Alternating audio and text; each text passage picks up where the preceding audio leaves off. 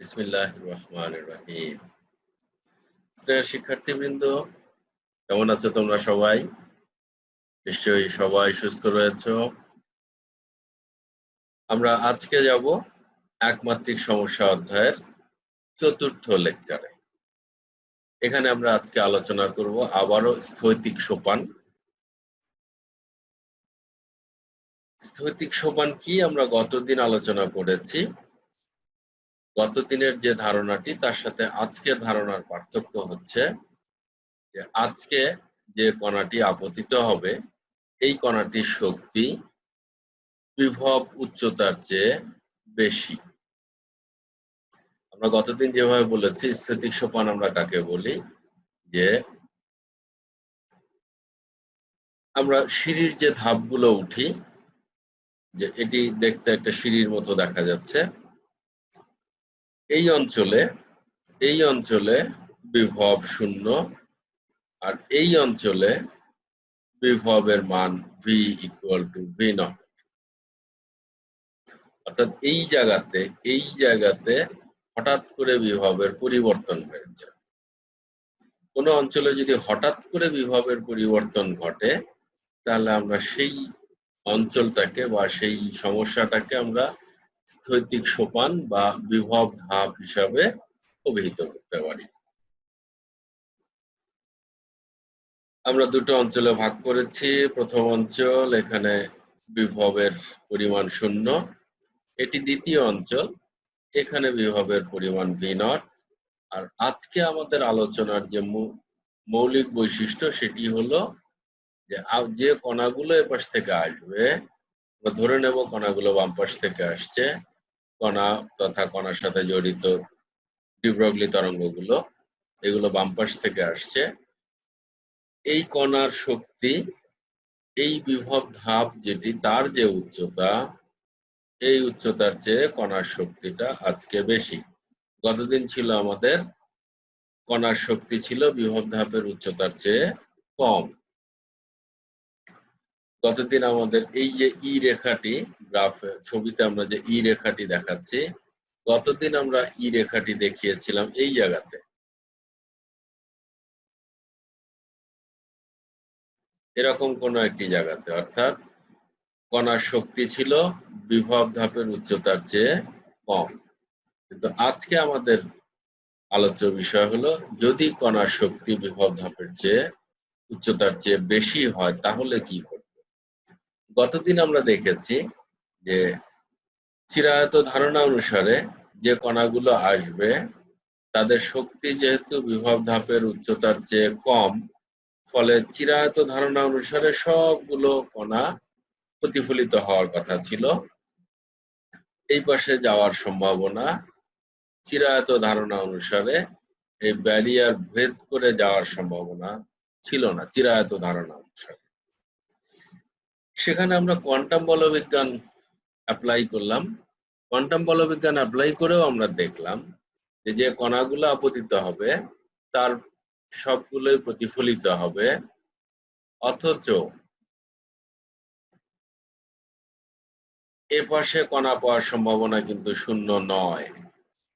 চিরায়ত ধারণা অনুসারে এই অঞ্চলে কণা পাওয়ার সম্ভাবনা 0 ছিল, কিন্তু কোয়ান্টাম বলবিজ্ঞান অনুসারে এই অঞ্চলে বিভব ধাপের ওই পাশে পার করে সেখানে কণা পাওয়ার সম্ভাবনা 0 নয়, তথা তরঙ্গ ফাংশনটা 0 ছিল না আমাদের। আমরা ওখানে তরঙ্গ ফাংশন পেয়েছি, তরঙ্গ ফাংশন এক্সিস্ট করে, বিদ্যমান থাকে, ফলে সাই বিদ্যমান থাকে, অর্থাৎ কণা পাওয়ার একটা কম হোক বেশি হোক একটি সসীম সম্ভাবনা থাকে, কোয়ান্টাম বলবিজ্ঞান বলছে। চিরায়ত বলবিজ্ঞান আমাদের বলেছিল যে এপাশে কণা যাওয়ার কোনো সম্ভাবনাই নেই। আজকে আমরা একটু ভিন্ন পরিস্থিতিতে, যে কণার শক্তি যদি বিভবের উচ্চতার চেয়ে বেশি হয় তাহলে সেক্ষেত্রে চিরায়ত বলবিজ্ঞান আমাদের কি বলে আর কোয়ান্টাম বলবিজ্ঞানী বা আমাদের কি বলে সেটি আমরা আজকে দেখতে চাই। চিরায়ত বলবিজ্ঞান অনুসারে আমরা এখানে স্থিতিক প্রতিবন্ধকের সংজ্ঞা দিয়েছি আগের দিনের মতোই। কোনো সীমিত অঞ্চল বাদে অন্য সর্বত্র কোনো কণার উপর ক্রিয়ারত বল ক্ষেত্র যদি শূন্য কিংবা প্রায় শূন্য হয়, যদি শূন্য কিংবা প্রায় শূন্য হয়, অর্থাৎ এই অঞ্চলে আমরা দেখছি যে বিভব শূন্য আর এই অঞ্চলে বিভব রয়েছে আমাদের, সেই জন্য আমরা বলছি যে সীমিত অঞ্চল বাদে অন্য সর্বত্র, অর্থাৎ এই পাশে আমাদের বিভব রয়েছে, এই পাশে আমাদের বিভব শূন্য, সেরকম ঘটনা হলে তাকে আমরা বলি স্থৈতিক প্রতিবন্ধক। চিত্রে এক ধাপ বিশিষ্ট স্থৈতিক প্রতিবন্ধক দেখানো হয়েছে। x=0 বিন্দুতে কণার উপর ক্রিয়ারত বল ক্ষেত্র হচ্ছে v0, একে বিভব প্রতিবন্ধকের উচ্চতা বলে। এই যে x=0 বিন্দুতে হঠাৎ করে বিভবটার পরিবর্তন ঘটেছে, কতটুকু পরিবর্তন ঘটেছে? v0 পরিমাণ, এটিকে আমরা বলছি বিভব প্রতিবন্ধকের উচ্চতা। চিরায়ত তত্ত্ব অনুসারে প্রথম অঞ্চলে বলক্ষেত্র শূন্য বিধায় কণাটি মুক্তভাবে চলাচল করবে, কিন্তু x=0 বিন্দুতে কণার গতি বাধাপ্রাপ্ত। যদি আপতিত কণার স্থৈতিক শক্তি প্রতিবন্ধকের উচ্চতার চেয়ে বেশি হয়, আমাদের আজকের আলোচনা যদি বেশি হয়, তাহলে চিরায়ত তত্ত্ব অনুসারে কোনো প্রতিফলন ঘটবে না বলে প্রত্যাশা করা যায়। যেহেতু কণার শক্তি বেশি, এই পাশ দিয়ে বেরিয়ে চলে যাবে, কোনো প্রতিফলন ঘটবে না, এটি চিরায়ত তত্ত্ব মতে আমরা আশা করতে পারি। কোয়ান্টাম বলবিজ্ঞান আমাদের কি বলে সেটি আমরা দেখতে চলেছি।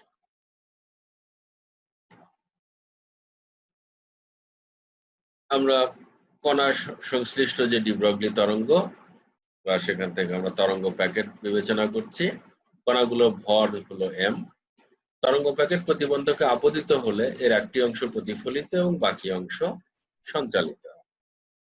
প্রতিফলিত অংশ প্রতিফলনের সম্ভাব্যতা আর সঞ্চালিত অংশ সঞ্চালনের সম্ভাব্যতা প্রকাশ করবে। আমরা দুই অঞ্চলে দুটো তরঙ্গ ফাংশন ধরে নিচ্ছি। এক অঞ্চলে তরঙ্গ ফাংশন হচ্ছে ψ1, x আমরা বলছি যে অর্থাৎ একমাত্রিক, যেহেতু একমাত্রিক বিভব ধাপ বিবেচনা করছি তাই এই জন্য x বলছি। যদি আমরা ত্রিমাত্রিক বিভব ধাপ বিবেচনা করতাম তাহলে আমাদের ওখানে লিখতে হতো r। এখানে আমরা বলছি ψ1x এবং ψ2x যথাক্রমে 1 এবং 2 অঞ্চলে গতিশীল কণার তরঙ্গ ফাংশন নির্দেশ করে। 1 এবং 2 অঞ্চলে গতিশীল কণার তরঙ্গ ফাংশন নির্দেশ করে। এখন প্রথম অঞ্চলে আমরা শ্রোডিঙ্গার সমীকরণ লিখব। প্রথম অঞ্চলে আমরা দেখছি v=0, তাহলে শ্রোডিঙ্গারের সময় অনির্ভরশীল সমীকরণ যেটি, সেখানে যদি আমরা v এর মান 0 বসাই তাহলে সমীকরণটির চেহারা আপাতত এরকম আসছে। এখান থেকে আমরা পূর্বের মতো করে একটু সরল করে নেব, আমরা সিম্পলিফিকেশন করে নেব। করে নিলে এই সমীকরণটাকে আমরা এরকম করে লিখতে পারি। আমরা এর আগেও এই জিনিসটাকে কে স্কয়ার ধরে এসেছি, আজকেও আমরা তাই ধরব। তাহলে সমীকরণের চেহারা দাঁড়ালো এরকম। এখানে কে স্কয়ার ইকুয়াল টু, এরকম সমীকরণের সমাধান আমরা জেনে এসেছি আগেও, আমরা আজকেও সেই সমাধানগুলোই বসাবো। আমরা এর আগে দ্বিতীয় অঞ্চলের সমীকরণটা দেখে নেই।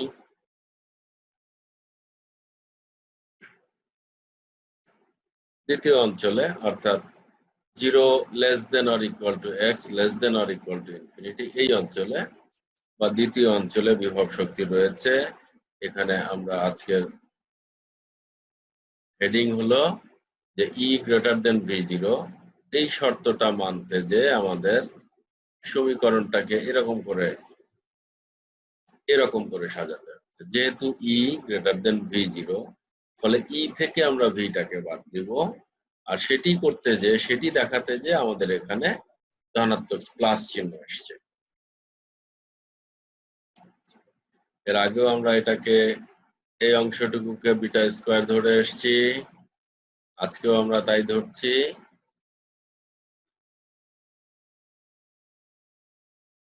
তাহলে বিটা স্কয়ার ইকুয়াল টু আমাদের এত।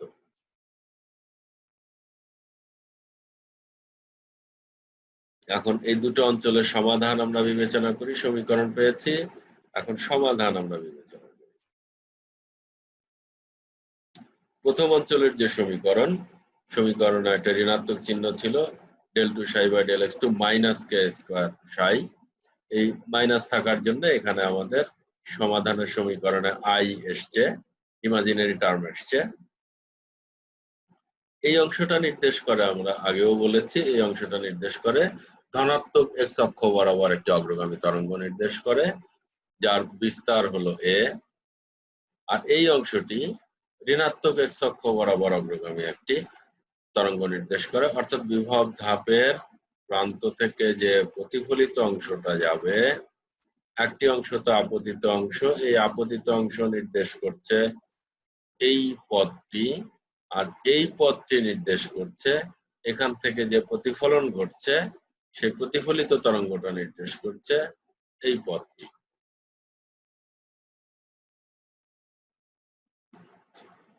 এখন যেহেতু কোয়ান্টাম বলবিজ্ঞান অনুসারে প্রতিফলনের সম্ভাবনা রয়েছে, আমরা আপাতত প্রতিফলনের জন্য সমীকরণের মধ্যে একটি পদ রেখেছি। পরবর্তীতে আমরা দেখতে চাই এই পদটি যদি এক্সিস্ট করে, বিদ্যমান থাকে, এটি যদি শূন্য না হয়, তার মানে এখানে প্রতিফলন ঘটবে। আর যদি শূন্য হয় তাহলে আমরা বলবো এখানে প্রতিফলন ঘটবে না। ফলে প্রথম অঞ্চলে সমাধানের দুটো অংশই থাকছে।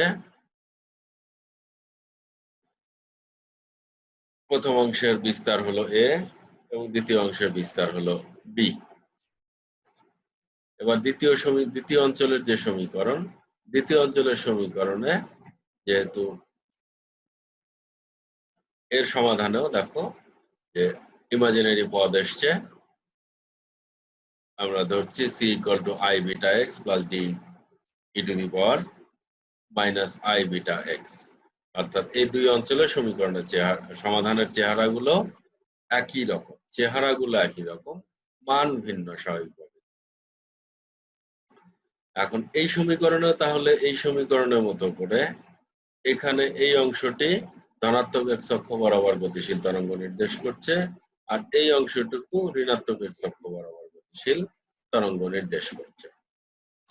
এখন যেহেতু আমাদের আজকের আলোচনা অনুসারে কণা শুধুমাত্র বাম দিক থেকে আপতিত হচ্ছে, কণা বা তরঙ্গ শুধুমাত্র, কণার সাথে জড়িত তরঙ্গ যেহেতু শুধুমাত্র বাম দিক থেকে আপতিত হচ্ছে, তাহলে এই তরঙ্গটি যদি এই দ্বিতীয় অঞ্চলের মধ্যে প্রবেশ করেও তারপরেও এদিকে বাধা পাওয়ার যেহেতু কোনো জায়গা নেই, ফলে দ্বিতীয় অঞ্চলে কোনো প্রতিফলিত তরঙ্গ থাকবে না। দ্বিতীয় অঞ্চলে কোনো প্রতিফলিত তরঙ্গ থাকবে না, বা নেগেটিভ x অক্ষ বরাবর গতিশীল কোনো তরঙ্গ, কোনো পথ থাকবে না। ফলে এই পথটিকে আসলে শূন্য ধরতে হবে। এই পথটি শূন্য ধরতে হলে ডি অবশ্যই শূন্য হতে হবে, তাছাড়া এই পথ শূন্য হওয়ার কোনো সুযোগ নেই। সেজন্য আমরা বলছি d = 0। তাহলে দ্বিতীয় অঞ্চলের গ্রহণযোগ্য সমাধানটা কি হলো আমার? শুধুমাত্র প্রথম পদটি থাকবে, দ্বিতীয় পদটি এখানে থাকবে না।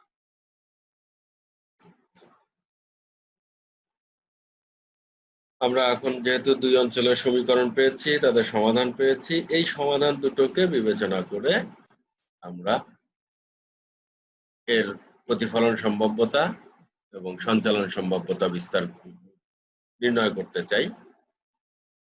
আমরা x = 0 বিন্দুতে সীমানা শর্ত ব্যবহার করব, অর্থাৎ ওখানে প্রথম অঞ্চলের তরঙ্গ ফাংশন এবং দ্বিতীয় অঞ্চলের তরঙ্গ ফাংশন, x = 0 বিন্দুতে প্রথম অঞ্চলের তরঙ্গ ফাংশন এবং দ্বিতীয় অঞ্চলের তরঙ্গ ফাংশন পরস্পর সমান হবে। তাহলে সেই শর্তটি প্রথমে আমরা লিখলাম, ψ1 এইটুকু, ψ2 এইটুকু, আমরা শুধুমাত্র ψ1 আর ψ2 মান বসিয়েছি। এখন আমরা শর্তটা প্রয়োগ করিনি। এখন এবারে যদি আমরা শর্ত প্রয়োগ করি তাহলে থাকে আমাদের a + b = c। এই সীমানা শর্তের পরে আমরা যাব অবিচ্ছিন্নতা শর্ত। অবিচ্ছিন্নতা শর্ত আমরা জানি যে বাউন্ডারিতে দুই পাশের অঞ্চলের তরঙ্গ ফাংশনের প্রথম ক্রমের ব্যবকলনটা পরস্পর সমান হবে। x = 0 বিন্দুতে অবিচ্ছিন্নতার শর্ত অনুসারে এইটি হলো আমাদের অবিচ্ছিন্নতার শর্ত। এটাকে যদি আমরা ব্যবকলন করি, এইটাকে যদি আমরা, এটি তো ψ1, এই যে ψ1, এটাকে যদি ব্যবকলন করি তাহলে আমরা সমীকরণটি পাই এরকম: ik a ikx minus ik b minus ikx। আর ψ2 এর মান এটিকে যদি আমরা x এর সাপেক্ষে ব্যবকলন করি তাহলে আমরা পাই এরকম। এখন যদি আমরা এই শর্তগুলো বসাই,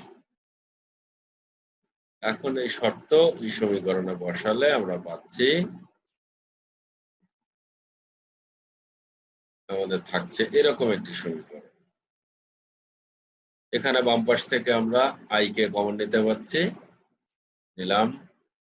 নিয়ে যদি আমরা a মাইনাস b বের করি তাহলে দুই পাশেই i ক্যান্সেল হয়ে যাবে, বিটা বাই কে সি।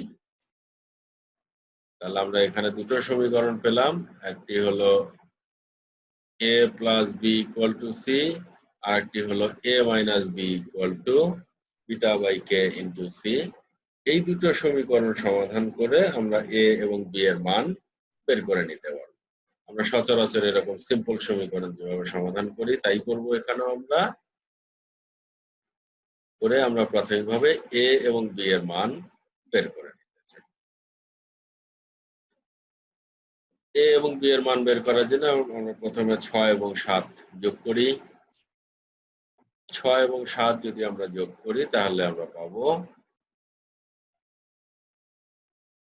6 এবং 7 যদি আমরা যোগ করি তাহলে যে b এবং b ক্যান্সেল হবে, তাহলে বাম পাশে থাকবে আমাদের টুয়াইস এ, আর ডান পাশ থেকে আমরা c কমন নিলে 1 প্লাস বিটা বাই কে, তাহলে twice A equal to 1 plus beta by K into C. আমরা এই দুটো যোগ করলে 6 এবং 7 যোগ করলে আমরা পাবো twice A equal to 1 plus beta by K into C. এখান থেকে c ইকুয়াল টু কত পাচ্ছি আমরা? c ইকুয়াল টু পাচ্ছি 2k by k plus beta. এই সমীকরণটি c ধ্রুবক এবং a ধ্রুবকের মধ্যে সম্পর্ক প্রতিষ্ঠা করছে। ডান অঞ্চলের তরঙ্গ ফাংশনের যে সমীকরণ, সেখানে যে ধ্রুবকটি রয়েছে c, তাহলে c কে আমরা এখন আপতিত তরঙ্গের বিস্তারের মাধ্যমে প্রকাশ করতে পারব। যে সঞ্চালিত তরঙ্গের বিস্তারকে আপতিত তরঙ্গের বিস্তারের মাধ্যমে আমরা প্রকাশ করতে পারছি।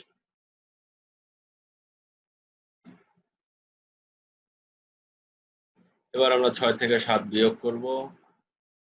6 থেকে 7 যদি আমরা বিয়োগ করি তাহলে সিম্পলি এ পাশে বাম পাশে থাকবে 2b, ডান পাশে 1 minus beta by K into C. এটাকে সিম্পলিফাই করে আমরা পাচ্ছি এরকম, লসাগু করে নেওয়া হলো। এবার এই সি এর মানটা আমরা এখানে বসাবো, এই সি এর মানটা আমরা এখানে বসাবো। বসালে কি হবে, যে এই বি কে অর্থাৎ প্রতিফলিত তরঙ্গের বিস্তারকে আমরা আপতিত তরঙ্গের বিস্তারের মাধ্যমে প্রকাশ করতে পারব। তাহলে সি এর মান আমরা বসালাম, বসিয়ে আমরা পাচ্ছি এরকম। এখান থেকে যদি আমাদের কে কে ক্যান্সেল হয়ে যায়, আর এই 2 আর এই 2 যদি ক্যান্সেল হয় তাহলে আমাদের সমীকরণে থাকে হচ্ছে b equal to k minus b divided by k plus b into a. এখন বি এবং সি এর মান আমরা পেয়ে গিয়েছি এ এর মাধ্যমে। বি কেও আমরা এ এর মাধ্যমে প্রকাশ করেছি, বি কেও আমরা এ এর মাধ্যমে প্রকাশ করেছি, আবার সি কেও আমরা এ এর মাধ্যমে প্রকাশ করেছি। এই দুটো মান এখন ψ1 এবং ψ2 এর সমীকরণে যদি আমরা বসাই তাহলে আমরা পাবো ψ1 equal to a e to the power ikx plus, যেহেতু বি রয়েছে বি মানে এইটুকু বসালাম, আবার ψ2 আমরা পাবো এরকম। তাহলে এইটি হচ্ছে আমাদের এক নম্বর অঞ্চলের তরঙ্গ সমীকরণের মৌলিক চেহারা, এটি 2 নম্বর অঞ্চলের তরঙ্গ সমীকরণের মৌলিক চেহারা।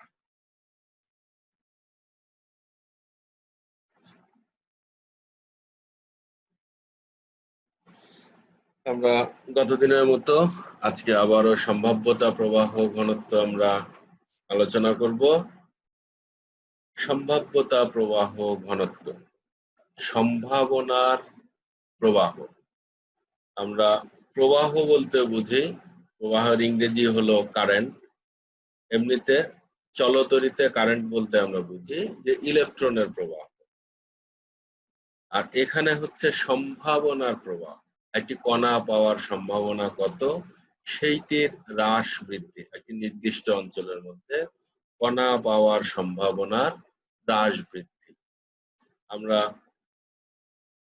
ডাইভারজেন্সের ভৌত তাৎপর্য যখন পড়েছিলাম প্রথম বর্ষে ভেক্টর অংশে, ডাইভারজেন্সের ভৌত তাৎপর্য অংশে আমরা দেখেছিলাম যে একটি বাক্সের মধ্যে যদি একটা বাক্সকে যদি আমরা একটি তরলের মধ্যে নিমজ্জিত করি, তরল বা প্রবাহীর মধ্যে যদি আমরা নিমজ্জিত করি, তাহলে আমরা দেখেছিলাম যে ডাইভারজেন্স অফ ভি, ওই প্রবাহীর বেগের যদি ডাইভারজেন্স নেওয়া হয় তাহলে সেটি আসলে আমার বিবেচ্য অংশটির মধ্যে আমরা যে নির্দিষ্ট আয়তনের ঘটনাটি বিবেচনা করছি, সেই আয়তনের মধ্যে ঘনত্বের পরিবর্তনের হার নির্দেশ করছিল বেগের ডাইভারজেন্স। বেগের ডাইভারজেন্স নির্দেশ করছিল ঘনত্বের পরিবর্তনের হার। এখানেও কিন্তু সম্ভাব্যতা প্রবাহ ঘনত্ব আমাদের আগর্থে সেই জিনিসটাই নির্দেশ করবে যে ওই নির্দিষ্ট অংশের মধ্যে সম্ভাবনার ঘনত্বের পরিবর্তনের হার, একটা কণা পাওয়ার সম্ভাবনা কি হারে পরিবর্তিত হচ্ছে সেটি আসলে সম্ভাবনা প্রবাহ ঘনত্ব। এখন এক অঞ্চলে যদি সম্ভাবনা কমে যায় আর এক অঞ্চলে আলটিমেটলি সম্ভাবনা বাড়বে, ফলে নিট সম্ভাবনা কিন্তু ধ্রুব থাকবে, নিট সম্ভাবনা ধ্রুব থাকবে। আমরা গতদিনের মতো আজকেও তিনটা অঞ্চলে বিবেচনা করব। আপতিত, প্রথমে আমরা দেখব হচ্ছে আপতিত সম্ভাব্যতা প্রবাহ ঘনত্ব। আপতিত অর্থাৎ আপতিত তরঙ্গ অংশটুকু নিয়ে আমরা বিবেচনা করব, তারপরে আমরা ধীরে ধীরে অন্য দুটো হিসাব করব। এখন এইটি হলো আমাদের সম্ভাব্যতা প্রবাহ ঘনত্বের সমীকরণ। তাহলে এইখানে যদি আমরা আপতিত তরঙ্গটি বসাই, আমরা যে আপতিত তরঙ্গ ছিল বাম অঞ্চলের তরঙ্গের আমাদের দুটো অংশ ছিল, একটা অংশ প্লাস এক্স অক্ষ বরাবর গতিশীল তরঙ্গ নির্দেশ করছিল, আমরা সেটাকে আপতিত তরঙ্গ বলছি, সেটি নিয়ে বিবেচনা করছি এখানে। তাহলে সাই এবং সাই স্টারের পরিবর্তে, সাই এর পরিবর্তে বসাচ্ছি আমরা a into the power i k x. Psi স্টারের পরিবর্তে আমরা বসাচ্ছি তাহলে এটির জটিল যুগ্ম। জটিল যুগ্ম নিতে হয় কি করে, যে এর সামনের চিহ্নটা পাল্টে যাবে। আমরা এখানে এখনো নিইনি, এখন শুধুমাত্র আমরা সাই বসিয়ে স্টার রেখেছি, কিন্তু ফলে আমরা এখনো চিহ্ন পাল্টাইনি। এখানে আমরা শুধুমাত্র সাই এর মানটা মাত্র বসিয়েছি, আমরা কোনো সরলীকরণ করিনি। সরলীকরণ করলে কি হবে, যে এটি থাকলো আমাদের এইচ কাট বাই 2mi থাকলো আমাদের এরকম। এটিকে যদি আমরা এর জটিল যুগ্ম নেই তাহলে এরকম পাবো। এটাকে যদি ব্যবকলন করি তাহলে আমরা এরকম পাবো। অনুরূপভাবে এই অংশটা পাচ্ছি।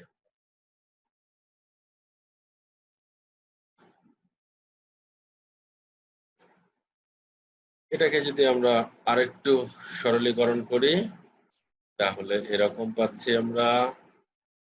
এটাকে ব্যবকলন করা হলো, এই পদটা ঠিক রেখে এটাকে ব্যবকলন করা হলো। ব্যবকলন করলে আমরা এটার পরিবর্তে এটা পেলাম।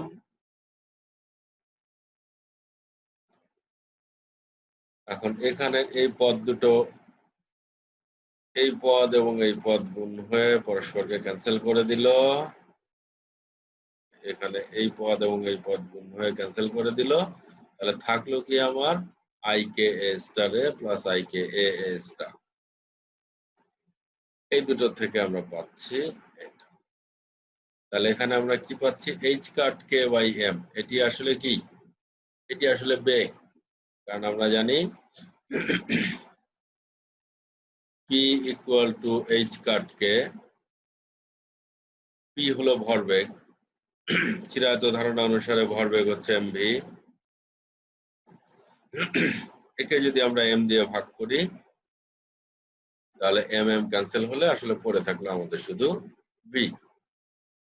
তার মানে H cut K by M এটি আসলে বেগ নির্দেশ করছে, আপতিত তরঙ্গের বেগ নির্দেশ করছে। আর এই মডুলাস অফ এ স্কয়ার এটি এ স্টার এ, অর্থাৎ আপতিত তরঙ্গের কণা পাওয়ার সম্ভাবনা বা সম্ভাবনা ঘনত্ব, অবস্থান সম্ভাবনা ঘনত্ব নির্দেশ করছে। তাহলে এই জন্য আমরা সম্ভাব্যতা প্রবাহ ঘনত্ব পাচ্ছি অবস্থান সম্ভাবনা ঘনত্ব গুণন বেগ। আমরা পেলাম এটি। আমরা দেখি এবার প্রতিফলিত সম্ভাব্যতা প্রবাহ ঘনত্ব কত সেটি আমরা বিবেচনা করি। এখন প্রতিফলিতের জন্য আমরা এখানে সমীকরণে একটি মাইনাস চিহ্ন ব্যবহার করে থাকি। তাছাড়া বাকি জিনিসগুলো আমাদের একই রকম থাকবে। h cut by 2mi psi star del del x of psi minus psi del del x of psi star. শুধুমাত্র প্রতিফলিত অংশের পদটি এখানে বসিয়েছি আমরা, যেহেতু আমরা প্রতিফলিত সম্ভাব্যতা প্রবাহ ঘনত্ব নির্ণয় করব সেহেতু প্রতিফলিত অংশের পদটুকু বসাচ্ছি আমরা। সিম্পলিফাই করে আসলাম আমরা। এটিকে ব্যবকলন করলে পাচ্ছি আমরা এইটুকু। এইটাকে কেবলমাত্র আমরা এর জটিল যুগ্মটা নেওয়া হলো এখানে। এই পদটা অ্যাজ ইট ইজ রাখা হলো। এই পদে ব্যবকলন করে আমরা এটি পাচ্ছি, এটাকে ব্যবকলন করে আমরা এটা পাচ্ছি। এখান থেকে আবারও আমরা আগের মতো সিম্পলিফাই করলে আমাদের শুধু থাকবে এই জিনিসটা। এখান থেকে আমরা পাচ্ছি আবারও দেখো আগের মতো একটি সমীকরণ আমরা পাচ্ছি, তবে এখানে মডুলাস অফ বি স্কয়ার, অর্থাৎ এটি প্রতিফলিত সম্ভাব্যতা প্রবাহ ঘনত্ব নির্দেশ করছে। আর এই বি স্কয়ার হলো মডুলাস অফ বি স্কয়ার হলো যে প্রতিফলিত তরঙ্গের মধ্যে কণা পাওয়ার সম্ভাবনা, কণার অবস্থান সম্ভাবনা। এবারে আমরা দেখতে চাই সঞ্চালন সম্ভাব্যতা প্রবাহ, অর্থাৎ কতটুকু সঞ্চালিত হবে বা আদৌ সঞ্চালিত হবে কিনা। চিরায়ত ধারণা অনুসারে কিন্তু সবটুকুই সঞ্চালিত হওয়ার কথা ছিল, কোনটুকুই প্রতিফলিত হওয়ার কথা ছিল না। এই সমীকরণ আমাদের বলে দিচ্ছে যে না, প্রতিফলিত তরঙ্গ এক্সিস্ট করবে, অতএব বিভবের গা থেকে কিছু অংশ প্রতিফলিত হওয়ার সম্ভাবনা রয়েছে। সঞ্চালিত সম্ভাব্যতা প্রবাহ ঘনত্ব, এটি যেহেতু এক্স অক্ষের দিকে গতিশীল তরঙ্গ, ফলে আবারও আমরা সেই প্রথম ইয়াটাই লিখছি, এখানে মাইনাস চিহ্ন ব্যবহার করছি না। আমরা মানগুলো বসালাম, মানগুলো বসিয়ে এটাকে ব্যবকলন করা হলো। এইটাকে ব্যবকলন করে আমরা এটা পেলাম। এখানে কিন্তু এখনো ব্যবকলন করিনি আমরা। এইটার থেকে আমরা শুধুমাত্র এখানে কমপ্লেক্স কনজুগেটটা নিয়েছি আমরা। এটাকে এখন যদি আমরা সিম্পলিফাই করি, এটাকে ব্যবকলন করা হলো, ব্যবকলন করে আমরা এটা পাচ্ছি। এরপরে এখন যদি আমরা দেখি তাহলে এইটুকু আর এইটুকু পরস্পরকে ক্যান্সেল করবে, তেমনি আবার এইটুকু এবং এইটুকু পরস্পরকে নিঃস্ক্রিয় করবে। তাহলে আমাদের থেকে যাবে কতটুকু,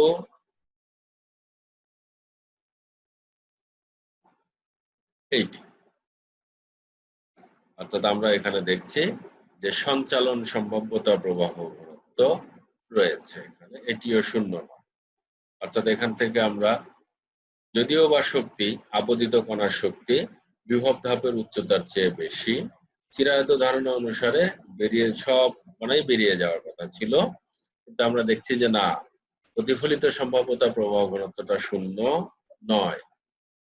আর সঞ্চালিত সম্ভাবনা এটি তো চিরায়ত তত্ত্ব অনুসারেও পার হয়ে যাওয়ারই কথা, বিভব ধাপটাকে পার হয়ে চলে যাওয়ার কথা, আমরা সেটি ধরতে পারছি। এখানেও আমরা সেই ধারণাই পাচ্ছি।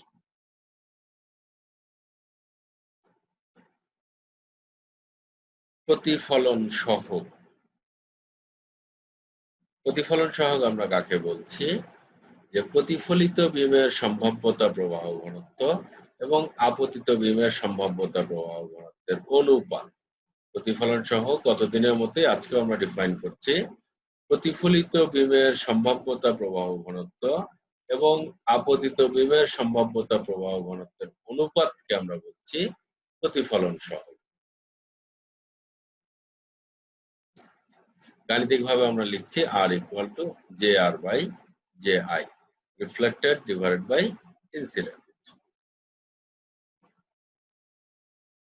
কারণ এদের মানগুলো যদি আমরা বসাই, JR এবং JI যা পেয়ে আসছি আমরা, JR আমরা পেয়ে এসেছিলাম h cut k by m b square, R JI আমরা পেয়েছিলাম h cut k by m a square। এখান থেকে আমরা দেখছি যে এই অংশটুকু ক্যান্সেল করা যায়, এই অংশটুকু ক্যান্সেল করা যায়, তাহলে R equal to b square by modulus of b by a square। এখন b এবং a এর মান যদি আমরা বসাই, তাহলে এটি b by a করলে আমরা এটি পাচ্ছি। এইটাকে যদি আমরা এখন ভাঙি, এই মডুলাস অফ সামথিং স্কয়ার মানে হচ্ছে তার কমপ্লেক্স কনজুগেট এবং সেটা নিজে, এই দুটোর গুণফলের সমান। যখনই আমরা মডুলাস বলছি, মডুলাস অফ স্কয়ার তার মানে সাই star Sai, Sai modulus of square মানে হচ্ছে সাই স্টার সাই। এখানেও বি বাই এ এর মডুলাসের স্কয়ার, তার মানে b by a into star b by a, অর্থাৎ একবার তার কমপ্লেক্স কনজুগেট নিতে হবে আর একবার তার নিজেকে নিতে হবে। এখন এইটি যেহেতু আমরা দেখছি যে এখানে কোনো আই জাতীয় রাশি নেই, ইমাজিনারি কোনো রাশি যেহেতু এই পদের মধ্যে নেই, ফলে এর কমপ্লেক্স কনজুগেট নিলে আসলে কোনো পরিবর্তন হবে না, এটি এরকমই থাকবে। তাহলে আর ইকুয়াল টু পাচ্ছি আমরা। তাহলে এটি কি নির্দেশ করছে? এটি হলো প্রতিফলন সহগ। এইখান থেকে আমরা দেখতে পাচ্ছি যে এই সমীকরণ আমাদেরকে বলে দিচ্ছে যে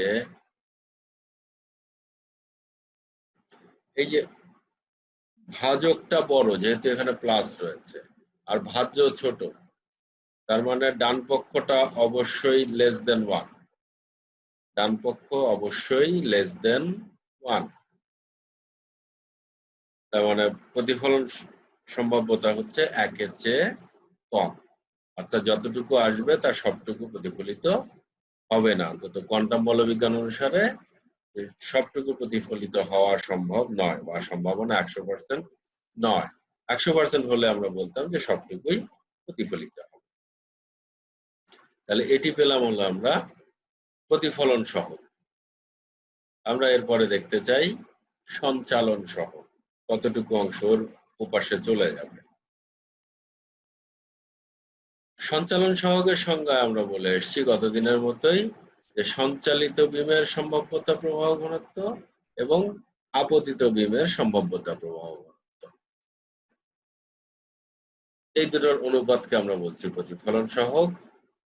গতদিনের মতোই আমরা সমীকরণটিও লিখছি, T equal to JT by JI, transmitted probability current density divided by incident probability current density। কারণ এই মানগুলো যদি আমরা বসাই তাহলে পাচ্ছি এরকম। এই মানগুলো কিন্তু আমরা আগে বের করে এসেছি, এটি এটি ক্যান্সেল হয়ে যায়, তাহলে থাকছে আমাদের শুধু এইটুকু, T equal to modulus of C by A whole square। এখন C by A সেটি আমরা হিসাব করলে এরকম দেখাতে পারি।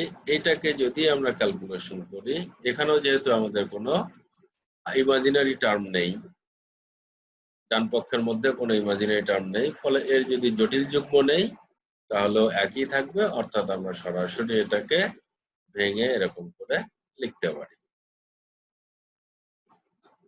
তাহলে R plus T equal to 1। এখন যদি আমরা এই রিফ্লেকশন কোএফিসিয়েন্ট এবং ট্রান্সমিশন কোএফিসিয়েন্ট এটি যদি আমরা বিবেচনা করি, তাহলে এই দুটোর সমষ্টি আমরা পাবো হচ্ছে R plus T equal to 1। আমরা R কি পেয়ে আসলাম দেখে একটু, R এর সমীকরণ পেয়েছি আমরা এরকম, এটির সাথে যদি আমরা এই এটি যোগ করি 4k beta divided by k plus b whole square, এটি যদি আমরা যোগ করি তাহলে শেষ পর্যন্ত আসবে হচ্ছে এই দুটো যোগফল 1। সব ক্ষেত্রেই আসলে যেহেতু কণা সংখ্যার নিত্যতার সূত্র মেনে চলবে বা তরঙ্গ তার তরঙ্গ ফাংশনের নিত্যতার সূত্র মেনে চলবে, তাহলে যে অংশ প্রতিফলিত হবে আর যে অংশ, মোট কথা প্রতিফলিত এবং সঞ্চালিত মিলে আপতিতর সমান হবে, আপতিত সম্ভাব্যতা প্রবাহ ঘনত্বের সমান হবে।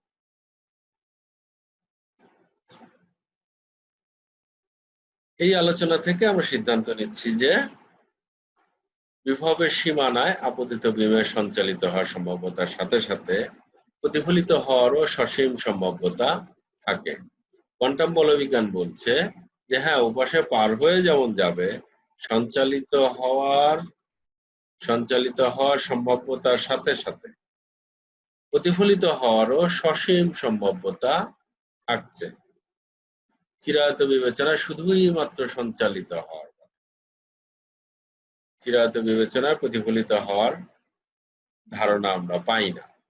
যেহেতু শক্তিটা বেশি, আপতিত কণার শক্তি বেশি, বিভব প্রতিবন্ধকের উচ্চতা যেহেতু কম, তাহলে পুরো কণাটাই পার হয়ে চলে যাবে, সবগুলো কণাই পার হয়ে চলে যাবে, কোনোটাই প্রতিফলিত হবে না। কিন্তু কোয়ান্টাম বলবিজ্ঞান বলছে যে না, সঞ্চালিত হবে, এটি সত্যি, ঠিক আছে, এই সম্ভাবনার সাথে সাথে প্রতিফলিত হওয়ার সম্ভাবনাও, প্রতিফলিত হওয়ারও সসীম সম্ভাব্যতা থাকবে।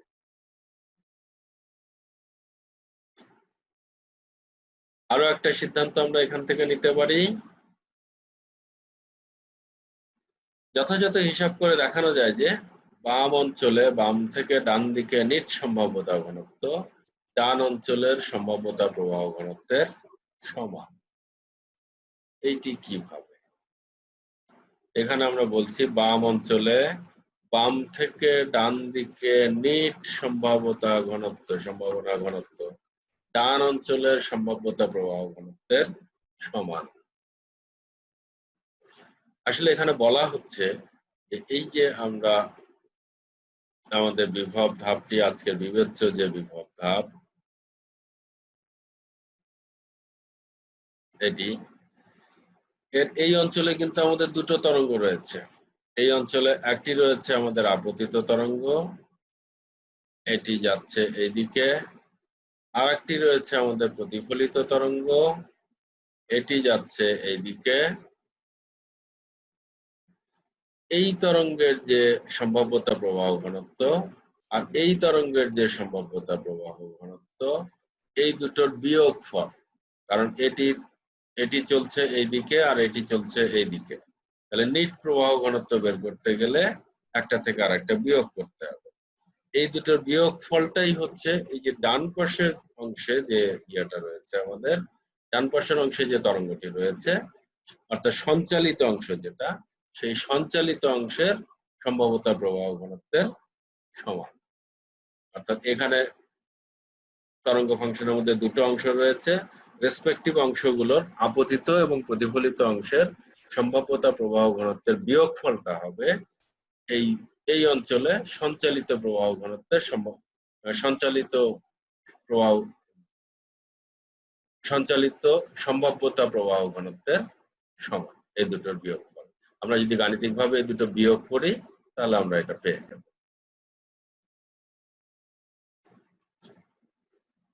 তাহলে আমরা গতদিন আলোচনা করেছি বিভব ধাপের সামনে যে কণাগুলো আসবে তাদের শক্তি বিভব ধাপের উচ্চতার চেয়ে কম, আর আজকে আলোচনা করলাম আমরা আপতিত কণাগুলোর শক্তি বিভব ধাপের উচ্চতার চেয়ে বেশি। তাহলে দুই ক্ষেত্রে আমরা দেখলাম যে চিরায়ত ধারণা আর কোয়ান্টাম ধারণা পুরোপুরি মিলছে না। হ্যাঁ, কিছু অংশ মিলছে কিন্তু পুরোপুরি মিলছে না। তার মানে কোয়ান্টাম বলবিজ্ঞান সবসময় কিছু না কিছু সম্ভাবনার কথা এখানে রেখে দিচ্ছে। চিরায়ত বলবিজ্ঞান যেখানে স্ট্রিক্টলি বলছে যে না, গতদিন যেহেতু কণার শক্তি কম ছিল, অতএব কণা কখনোই ওই পাশে যেতে পারবে না, এটি চিরায়ত তত্ত্ব বলছিল। কোয়ান্টাম বলবিজ্ঞান কিন্তু বলেছে যে না, ওই পাশে কণা পাওয়ার একটা সসীম সম্ভাবনা রয়েছে। তেমনি আজকে যেহেতু কণার শক্তি বিভব উচ্চতার চেয়ে বেশি, ফলে চিরায়ত বলবিজ্ঞান বলছে যে না, পুরো সবগুলো কণাই ওপাশে পার হয়ে যাবে, কোনো প্রতিফলন ঘটবে না, কোনো কণাই প্রতিফলিত হবে না। কিন্তু কোয়ান্টাম বলবিজ্ঞান বলছে যে না, ওপাশে পার হবে এটি যেমন সত্য, সঞ্চালিত হবে এটি যেমন সত্য, তার সাথে সাথে প্রতিফলিত হওয়ার একটি সসীম সম্ভাবনা রয়েছে। প্রিয় শিক্ষার্থীবৃন্দ, ক্লাসে থাকার জন্য সবাইকে ধন্যবাদ। এই লেকচারটি প্রস্তুত করতে এই বইগুলোর সহায়তা নেওয়া হয়েছে। ভালো থাকবে সবাই, সামনে নিশ্চয়ই আবারও দেখা হবে। আল্লাহ হাফেজ।